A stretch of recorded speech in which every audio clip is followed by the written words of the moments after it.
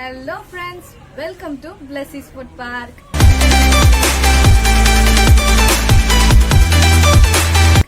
இன்னைக்கு நம்ம சேனல்ல ஒரு இன்ட்ரெஸ்டிங்கான ரெசிபி பார்க்க போறோம். அது எப்படி செய்யறது, அதுக்கு என்னென்ன பொருட்கள் தேவைன்னு பார்க்கறதுக்கு முன்னாடி நம்ம சேனலை யாராவது சப்ஸ்கிரைப் பண்ணாம இருந்தீங்கன்னா மறக்காம சப்ஸ்கிரைப் பண்ணிக்கோங்க. அப்படியே பக்கத்துல இருக்க பெல் ஐகானையும் கிளிக் பண்ணிக்கோங்க. அப்பதான் நம்ம சேனலோட நெக்ஸ்ட் அப்டேட்ஸ் உங்களுக்கு நோட்டிபிகேஷனா வரும். வாங்க இப்ப வீடியோக்குள்ள போகலாம்.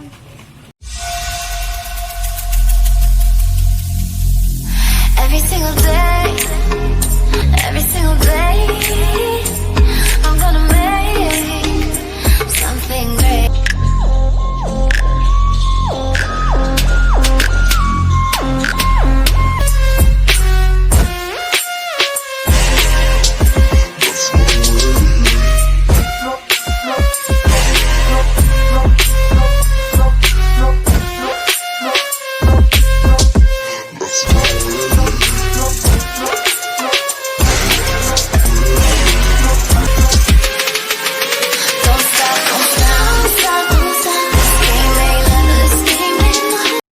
ஓகே ஃப்ரெண்ட்ஸ், இன்றைக்கான எபிசோடில் நம்ம காலிஃப்ளவர் வச்சு ஒரு இன்ட்ரெஸ்டிங்கான ஃப்ரை ரெசிபி பார்க்க போகிறோம்.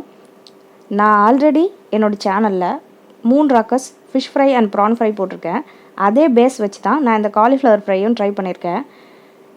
கண்டிப்பாக ட்ரை பண்ணி பாருங்கள். இதுக்கு தேவையான இன்க்ரீடியன்ஸ் இப்போ பார்த்துடலாம். முதல்ல பூண்டு தோலோடு தட்டி எடுத்துக்கோங்க.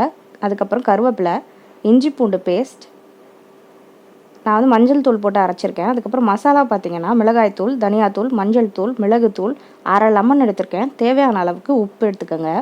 அதுக்கப்புறமா பார்த்திங்கன்னா வினிகர், ஒரு புளிப்பு டேஸ்ட்காக லெமனும் வினிகரும். மெயின் இன்க்ரீடியண்ட்டான இந்த காலிஃப்ளவரை நல்லா மஞ்சள் உப்பு போட்டு கழுவிட்டு மறுபடியும் கொஞ்சமாக மஞ்சள் உப்பு போட்ட தண்ணியில் ஒரு 2 மினிட்ஸ் நல்லா கொதிக்க வச்சு எடுத்துக்கலாம். இந்த மாதிரி கொதிக்க வச்சு இறக்கிக்கோங்க. இப்போ கொதிக்க வச்சு இறக்குனதை நம்ம அடுப்பு பற்ற வச்சு எண்ணெய் ஊற்றி அதில் இந்த மாதிரி ஃப்ரை பண்ணி எடுத்துக்கணும். இந்த மேலே ஒரு லேயர் மட்டும் கிறிஸ்பியாக ஒரு கோல்டன் ப்ரௌன் கலர் வர வரைக்கும் நீங்கள் வதக்கி எடுத்துக்கோங்க. இப்போ பார்த்தீங்கன்னா எனக்கு அந்த லேயர் வந்து கிடச்சிருச்சு. கிறிஸ்பியாக கோல்டன் ப்ரௌன் கலரில் இருக்குது. உங்களுக்கு பார்த்தாலே தெரியும்னு நினைக்கிறேன். இப்போ இதை நம்ம வேறு ஒரு பிளேட்டில் மாற்றிட்டு இப்போ சேம் பேனில் இன்னமும் கொஞ்சம் ஆயில் சேர்த்துட்டு நம்ம தட்டி வச்சுருக்க பூண்டையும் கருவேப்பிலையும் இதில் சேர்த்துக்கலாம். மீன்வைல் இது வதங்குற நேரத்தில் நம்ம லெமன் எடுத்து வச்சுருக்கோம் இல்லையா, அதோட ஜூஸை எடுத்து வச்சுக்கலாம். இப்போ லெமன் ஜூஸ் எடுத்தாச்சு. விதெல்லாம் இல்லாமல் பார்த்துக்கோங்க. அதே லெமன் ஜூஸில் ஒரு மூடி வினிகர் சேர்த்துக்கிறேன். இப்போ இந்த பூண்டும் கருவேப்பிலையும் நல்லா வதங்கிருச்சு. இது கூடவே இஞ்சி பூண்டு பேஸ்ட் சேர்த்துக்கலாம். இஞ்சி பூண்டு பேஸ்ட் சேர்த்துட்டு நல்லா வதக்கிக்கோங்க. இஞ்சி பூண்டு பேஸ்ட் சேர்த்திங்கன்னா உடனே அடி பிடிக்கும். ஸோ நம்ம எடுத்து வச்சுருக்க அந்த லெமன் வினிகர் மிக்சரை இதில் சேர்த்துடலாம்.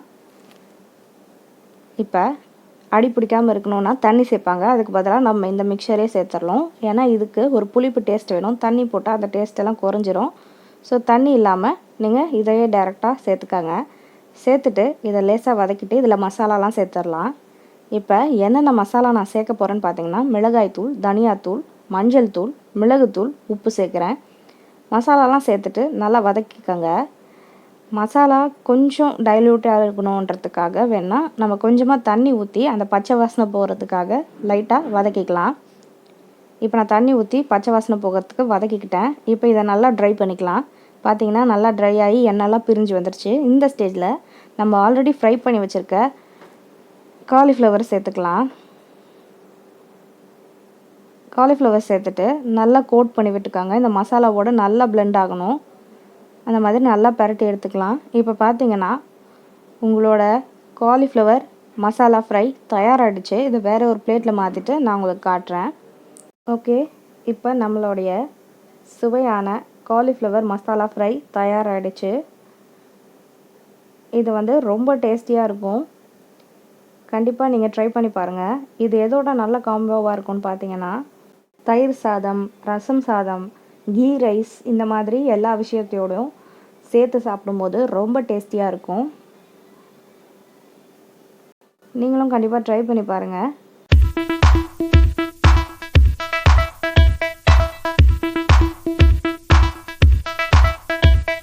ஓகே ஃப்ரெண்ட்ஸ், எபிசோட் உங்களுக்கு கண்டிப்பாக பிடிச்சிருக்கும்னு நான் நம்புறேன். ஸோ லைக் பண்ணுங்கள், கமெண்ட் பண்ணுங்கள், ஷேர் பண்ணுங்கள். அப்படியே மறக்காமல் பக்கத்தில் இருக்க சப்ஸ்கிரைப் பண்ணுங்க, ப்ரெஸ் பண்ணிடுங்க. Thanks for watching. See you in the next video. Bye bye.